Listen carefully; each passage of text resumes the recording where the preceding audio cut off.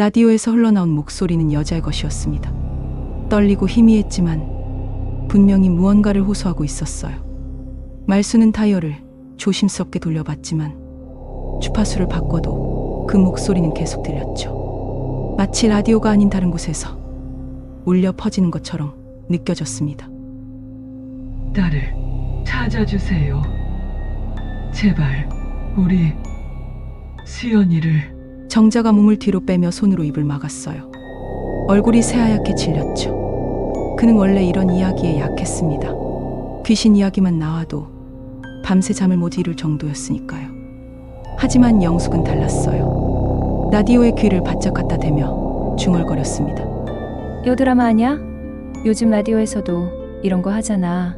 말순도 그렇게 생각하고 싶었어요. 하지만 뭔가 이상했습니다. 목소리의 톤이나 억양이 연기 같지 않았죠. 너무 절박했고 너무 진시했어요. 오랜 세월 남편 옆에서 수많은 사건을 접하며 익힌 감각이 그에게 속삭였습니다. 이건 꾸며낸 게 아니라고. 그날 밤새 사람은 각자의 집으로 돌아갔지만 아무도 잠들지 못했어요. 말수는 침대에 누워서도 그 목소리가 계속 귓가에 맴돌았습니다. 수연이라는 이름, 어디서 들어본 것 같았죠. 기억을 더듬던 말수는 벌떡 일어나 서랍을 뒤졌어요. 남편이 남긴 낡은 수첩이 거기 있었습니다. 미제 사건 목록이 떼곡히 적혀있는 수첩이었죠. 이튿날 아침 경로당에 제일 먼저 도착한 건 말순이었습니다. 손에는 그 수첩을 들고 있었어요. 영숙과 정자가 들어오자 말수는 수첩을 펼쳐 보였죠. 김수연, 30년 전에 실종된 아이요. 정자의 눈이 커졌습니다. 영숙도 진지한 표정으로 수첩을 들여다봤어요. 거기에는 간단한 메모만 적혀 있었죠. 당시 11살이었던 소녀가 학교에서 돌아오는 길에 사라졌다는 것, 목격자도 단서도 없었다는 것, 결국 미제로 남았다는 것. 그럼 어젯밤 그 목소리가 정자가 떨리는 목소리로 말을 잇지 못했어요. 말순도 확신할 수 없었습니다. 하지만 우연치고는 너무 정확했죠. 라디오를 다시 켜봤지만 낮에는 아무 소리도 나지 않았어요. 평범한 방송만 흘러나올 뿐이었습니다. 밤에 다시 들어보자. 영수의 제안에 세 사람은 고개를 끄덕였어요. 하지만 정자는 내키지 않는 표정이었죠. 사실 무서웠습니다. 정말로 귀신의 목소리라면 어떡하나 싶었어요. 하지만 혼자 집에 가는 것도, 이 이야기를 그냥 잊어버리는 것도 더 무서웠습니다. 해가 지고 어둠이 내렸어요. 세 사람은 경로당의 남아 라디오 앞에 둘러앉았죠. 시간이 흐르고 자정이 가까워지자 다시 그 목소리가 들려왔습니다. 어젯밤보다 조금 더 또렷했어요. 수연이는 빨간 가방을 메고 있었어요. 학교 앞 문방구에서 마지막으로. 말순이 수첩에 빠르게 메모하기 시작했습니다. 빨간 가방, 학교 앞 문방구. 남편의 기록에는 없던 내용이었어요. 영숙이 조심스럽게 입을 열었죠. 내가 문방구 사장 알아. 아직도 그 자리에서 가게 하고 있거든.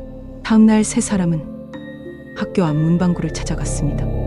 80이 넘은 사장은 희미한 기억을 더듬었어요. 그렇게 오래전 일을 누가 기억하겠냐며 고개를 저었죠.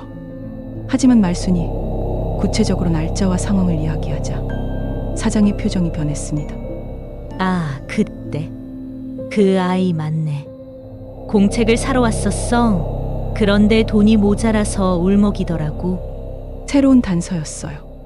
남편의 기록에도 경찰 조사에도 없던 내용이었죠. 말순의 심장이 빠르게 뛰기 시작했습니다. 이건 우연이 아니었어요. 라디오의 목소리가 진짜로 그들에게 무언가를 알려주고 있는 거였죠. 하지만 문제는 그 다음이었습니다. 이 정보를 가지고 무엇을 해야 할까요?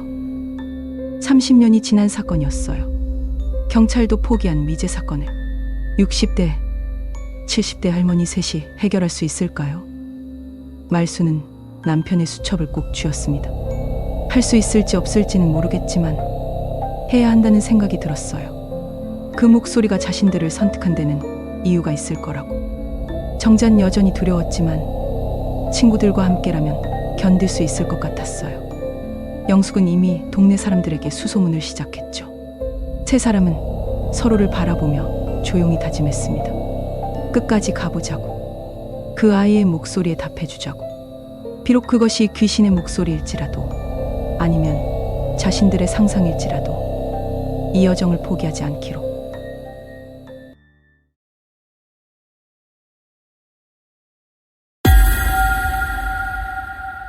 비트 위로 춤을 춰 고독해도 괜찮아. God is okay, so everything is alright. 채널을 구독하고 좋아요 누르면 God's groove is on. Yeah, God's groove is always on.